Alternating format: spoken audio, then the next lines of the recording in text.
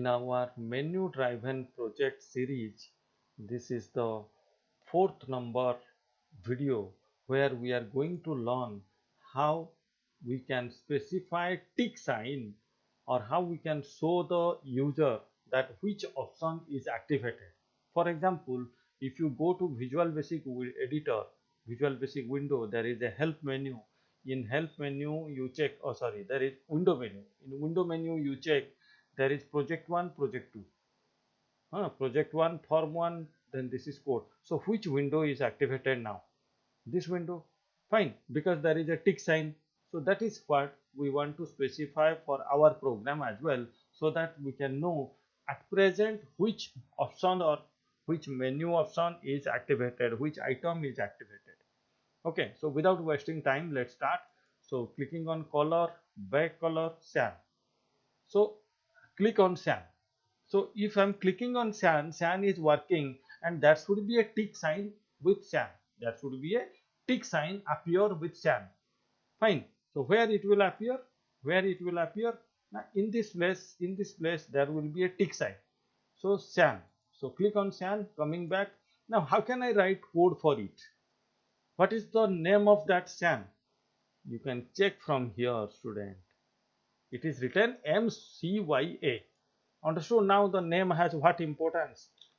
As I was saying you before, if you need to write the coding for it, then the name has to be written properly so that you can recall that what will be the name for cyan, because you have taken 3 character and M. So simply without checking here and there, you can do it nicely. So MCYA dot checked, there is a checked property, you have to do checked true. Fine. If you do checked true, then the check option will get activated. Check. Cyan is coming, no problem, everything is okay, but go there and check.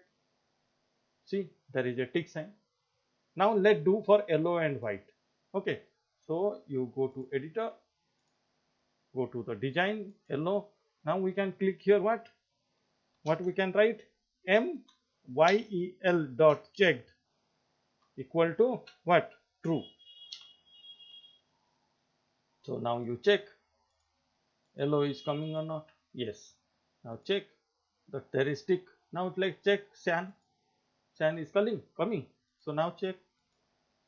Mistake. Both are getting selected. So what you came to know from here? If one is activated from here, then other one should be deactivated. Other one should be false. So let's do it. How it can be possible? One I am showing you, other you can know of your own. So I am clicking on cyan. So cyan is activated. Then other two are what? Other two are what? Now MWHI dot checked has to be false. Understood how I can recall the color name? How I can recall? Because I have given 3 characters from the beginning. Now you have to follow a rule for that. If you follow the rule, then it will be easier for you to do the things. So white I gave, yellow, cyan I gave. Then what is left? Yellow. So YEL dot checked. Okay, equal to false. Understood? It means if I click on cyan, the cyan will be true, but other two will be false. So just simply copy these 3 and paste in other case. For example, suppose I am going to which color? Let's go to next is yellow. Going to yellow color. You check here. The yellow is true. The other two has to be false. Yellow is true.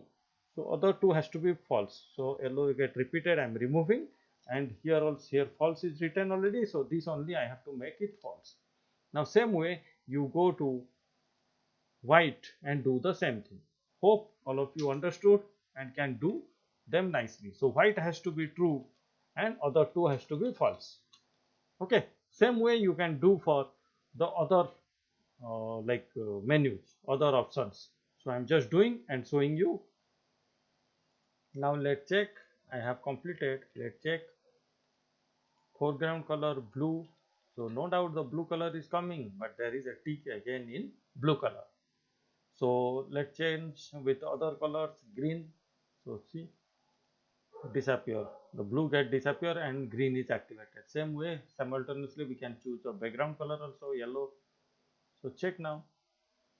In color, there is yellow here, and in 4 color there is green here. So it means you can know from here what background and what foreground is chosen at present. Same way in font also I did it, impact. So you check in impact, it is happening. Others you can try same like. Fine. So now the next thing is, let keep a exit menu here. Let keep a exit menu in form. So go to form editor, that is menu editor, and we can keep a exit at last, exit menu suppose. So keeping at last, next, and going to beginning, we can specify here ampersand sign and exit. Fine. So MEXI suppose. So for exit we need to write the coding. Click on the exit and you write the coding here. What now?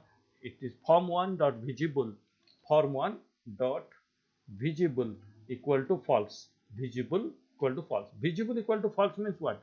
Now when you click on it, it will get closed. See, visibility is false. Fine. See, check here. In spite of writing visible false, we can write onload me also. Onload me. So in onload me and visible false, what the difference? Let me show you. Let me make it remark. And here I am writing form1 dot visible false. It is already true, na? Visibility is true. So we are just making it false. You check the difference is what. Now the form is open on your screen. Now the project is open on your screen. Suppose I am clicking on exit, it get off. See, it is not appearing on screen, it off. But you check in editor, it is showing abnormally. It means still it is running. Okay, still it is running. But you active the onload function, onload me in the sense that active form, the active form. So me means you need not to specify the name of the form. Okay, because there might be many form in a program, in a project. So which form you want to off? So that name you need not to specify. Automatic it will recognize that which form it is going to off. So onload, load, the opposite is onload. Load means the form is when you open the form, when you load the form. So onload me writing, what is happening, the difference you check. See, it is totally closing. So better to go with onload me, it means. Fine. So this is how the content of. Okay. Next, some other menu also we can discuss. For example, we can discuss here, suppose a menu which won't allow us to maximize the size of it, maximize the size of the form. For example, if you click here, see the form program is running, but when I'm maximizing this, you check the text editor size is accordingly.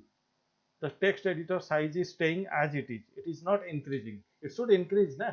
I'm reducing the size. When you are increasing the size of the form, automatically the text editor size also should change. The text box size also should change. So how can we do that? How can we do that? So what we can do, we can specify a code that whatever will be our window size, whatever will be our form size, same should be the size of text box. Okay. So for that, what we can do, our motto is automatically the, when I'm increasing the size of form, automatically the text box also should change its size. So you go to form load. So double click on the form, double click on the form. Okay, then you choose from here you choose one option, that is resize, the method or the procedure resize, and under resize you have to write the code like text1 dot width. It means text1 width will get changed with form width, will get changed with form width. Same way we can go right here, text1 dot height, text1 dot height will get changed with form1 dot height. Fine, check form1 dot height. Now you check by running the program if you are changing. See the text box also changing accordingly. I'm maximizing. Check the text box also is getting changed accordingly. Fine. Hope all of you understood the concept of whatever I taught you in this video. Still this is not complete.